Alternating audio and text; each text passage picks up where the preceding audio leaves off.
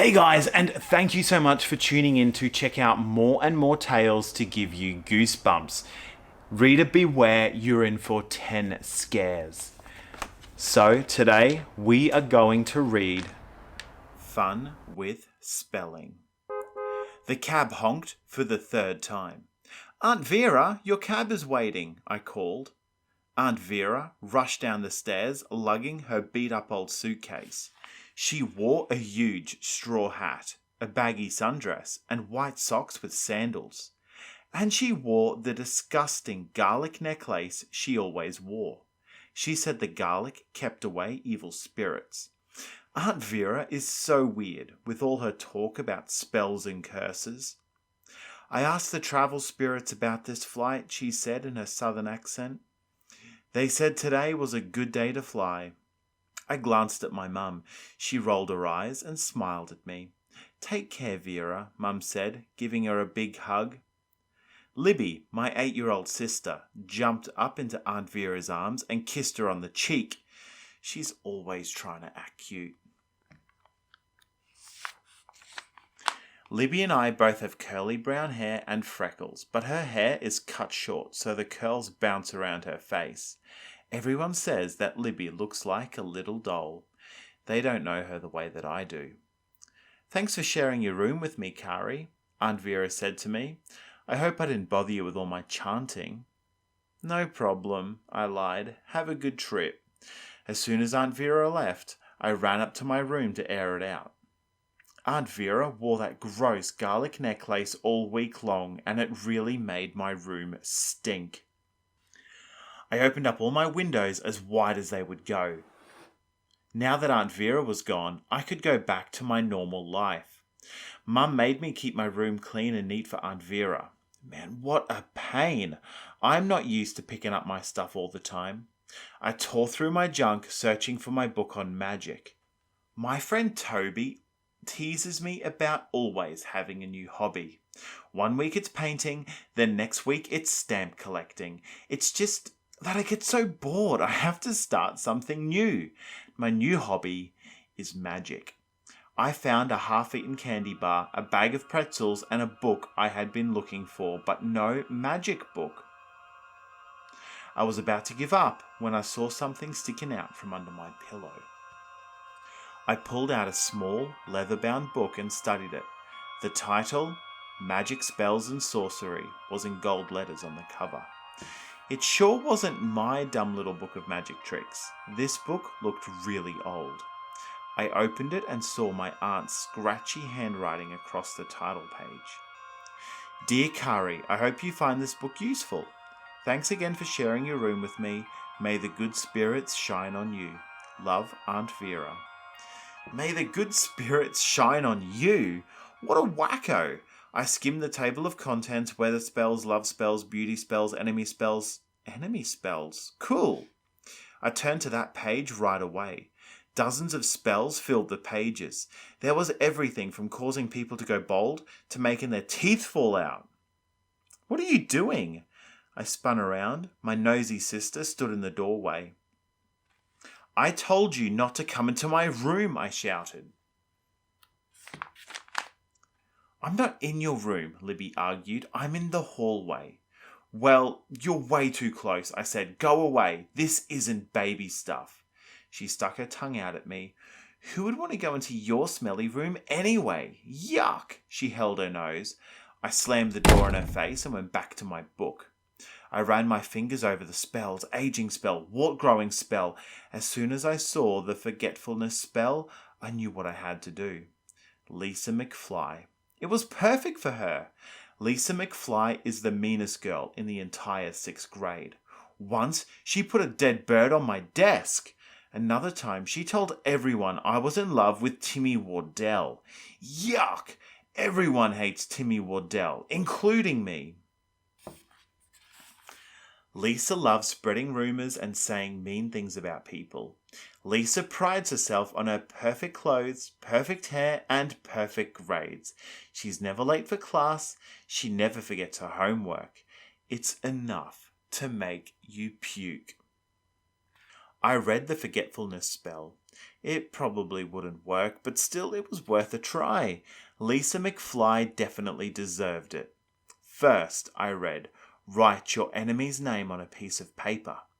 Place the paper in a glass jar, then spit in the jar and seal it tightly. I found an old jelly jar I kept change in. Then I wrote Lisa's name on a piece of paper and stuffed it inside, along with a big gob of spit. Then I returned to the instructions. Face north and chant the following phrase 3 times. By morning when the sun is shining, your enemy will forget the one that is most important, which he or she will truly regret. Then I had to place the jar on my windowsill where the moonlight would touch it. Later, while I was lying in bed, I thought about how stupid the whole thing was. Forgetfulness spell, what a waste of time. I stared at the jar on my windowsill. The moonlight shimmered on the glass. Was the jar glowing? The next day, I showed up at math class early. Math is my first period. I'm usually the last one in, but today I was curious about my spell. Lisa walked in, wearing her perfect hair in a perfect braid down her back. She slid in the chair next to mine. When Mr. Pratt asked everyone for their homework, I held my breath. Would Lisa forget hers?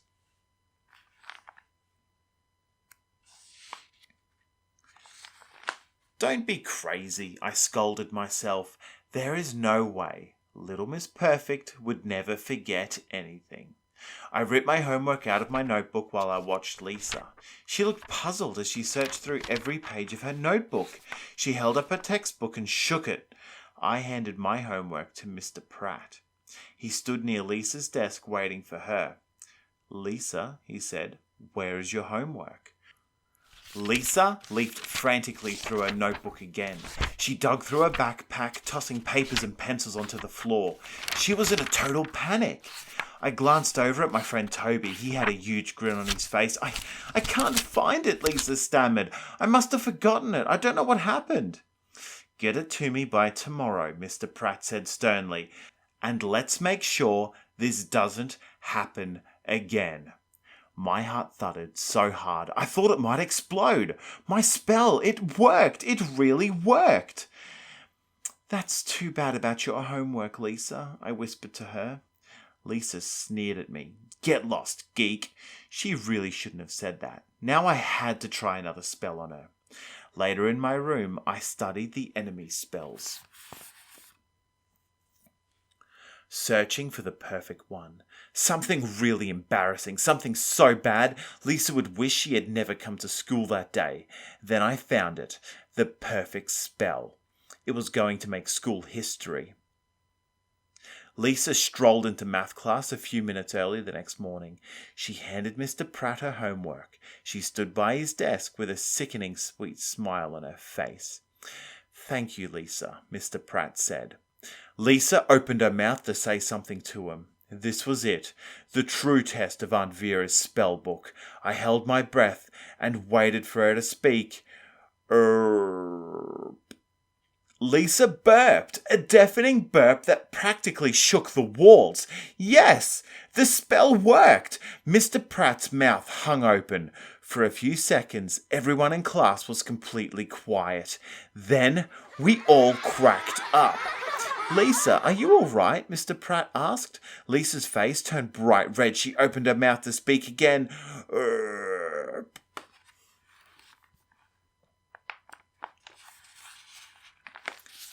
The second burp was even louder than the first. We all laughed so hard, Mr. Pratt had to bang the chalkboard with his ruler. Quiet, please. Quiet, Mr. Pratt shouted. The class was out of control. Toby laughed so hard he fell off his chair. Lisa held both hands over her mouth. I could see tiny beads of sweat on her forehead. What did you have for breakfast, Lisa? Beans? Mike Shea called out to her. Lisa glared at him. She opened her mouth once more. Lisa's eyes bulged out of her head. She turned to face Mr. Pratt. By now, he was laughing too. My stomach ached from laughing so hard I could barely breathe. Lisa ran out of the room. We could hear her burp as she ran down the hallway into the bathroom. What a day. Lisa's burping was the talk of the school, and when I saw Lisa at lunch, I had to say something to her. I couldn't wait to hear her burp again. "Are you sure you want to drink that Coke, Lisa?" I asked her. "It could be trouble." Lisa curled her lip. "Gee, that's so funny. I forgot to laugh." Huh? She didn't burp. The spell must have worn off. Too bad, I thought. Maybe I'll cast a new spell on her. Something even worse. I was dying to tell Toby about my spells, but I knew he wouldn't believe me. Besides, Toby has such a big mouth, I didn't want Lisa to find out who was casting them. Not yet, at least. "Did you believe Lisa McFly today?" I asked Toby on the way home. Toby giggled. "Yeah, I bet she wished she could McFly right out of the room." That gave me a great idea. As soon as I got home, I hurried upstairs into my room, smiling to myself.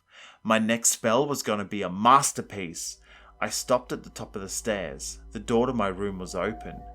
Strange, I always keep the door closed. I ran inside to look for the spell book in my desk drawer. Gone. How could that be?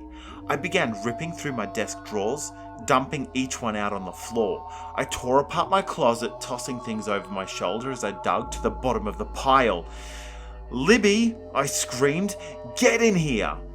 Libby appeared at the door. She kept her eyes on the floor. She looked very guilty. "Did you take something from my room?" I demanded.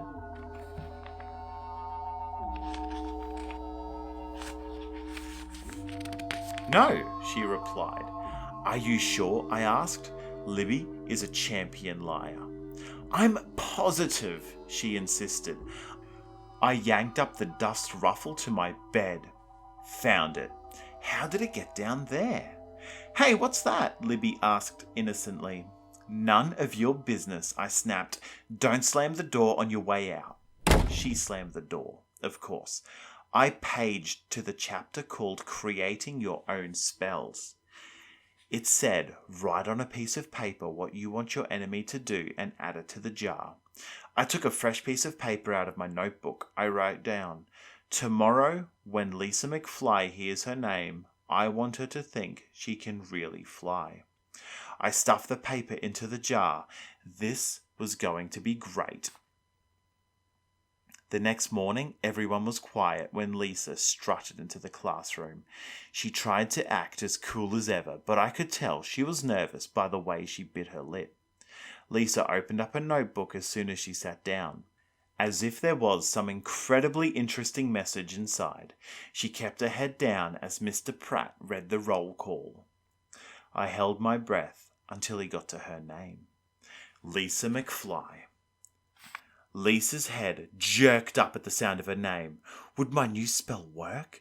Lisa slowly got up from her chair. She stretched her arms to her sides and started flapping them like wings. "Lisa, what is the matter with you?" Mr. Pratt demanded. Lisa flapped her arms even harder. Toby burst out laughing. Then we all laughed like crazy, watching Lisa flap her arms. "Lisa McFly thinks she can fly. Lisa McFly thinks she can fly," we all chanted. Each time Lisa heard her name, she flapped her arms even harder. Mr. Pratt banged on the chalkboard, but it was no use. Kids shrieked with laughter as they chanted and laughed at Lisa. Then an amazing thing happened. Lisa actually raised herself up from the floor. She flapped her arms frantically and raised herself higher and higher. Soon she was 2 feet off the ground. "Whoa, wait a minute," I cried. "She's really flying?" Everyone stopped chanting and clapping. Mr. Pratt dropped his ruler. Lisa floated to the open window, her arms flapping furiously. Our classroom was 3 stories up. "Stop her," I shouted. "She'll fall." Toby and I raced to the window. Toby grabbed her around her waist. I held her feet. "Lisa, stop! It's only a joke. You can't really fly," I cried. But Lisa kept flapping her arms harder and harder, trying to break away from us. "I don't know how much longer I can hold her," Toby cried. Mr. Pratt rushed over and tried to hold Lisa down. "Come on, everyone help!" I shouted. Lisa kicked and thrashed as we struggled to hold her down. I knew I had to break the spell before it was too late. I remembered a chapter in the book about breaking spells. I let go of Lisa's feet and ran to the door. "Hold it down," I called. "I'll be right back." I raced to my house with only one thing on my mind. Break the spell. I had to break the spell. I took the stairs 2 at a time and burst into my room. I ripped the room apart. Where was it? Where was it? "Libby, you little creep, did you take my..." My body suddenly froze. I felt a strange tingle run up and down my back. What's happening? My right leg twitched, then my left. I did a backflip. I burped, a long, gross burp deep from my stomach. What was happening to me? I backflipped again. I couldn't stop myself. I backflipped out of my room and into the hallway. I flipped and burped my way into Libby's room. Libby sat on her bed. What was the magic book in her lap? Why wasn't she at school yet? Did she cast a spell on me? That's what I wanted to ask her, but all that came out was a disgusting... I tried again. I heard a flapping sound at the window. Libby and I both turned and watched Lisa fly into the room. "Thanks, Libby," Lisa said, grinning. "Hey, no problem," Libby replied. I replied and did another backflip.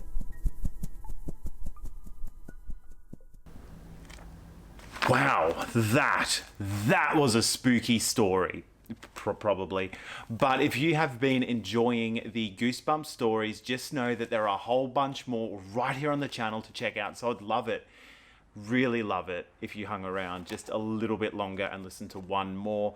And if you want to hear some more spooky stories coming out in the future, definitely hit that subscribe button as well. Thank you so much for being here, and I can't wait to see you back for some more leftovers. Cheers, guys.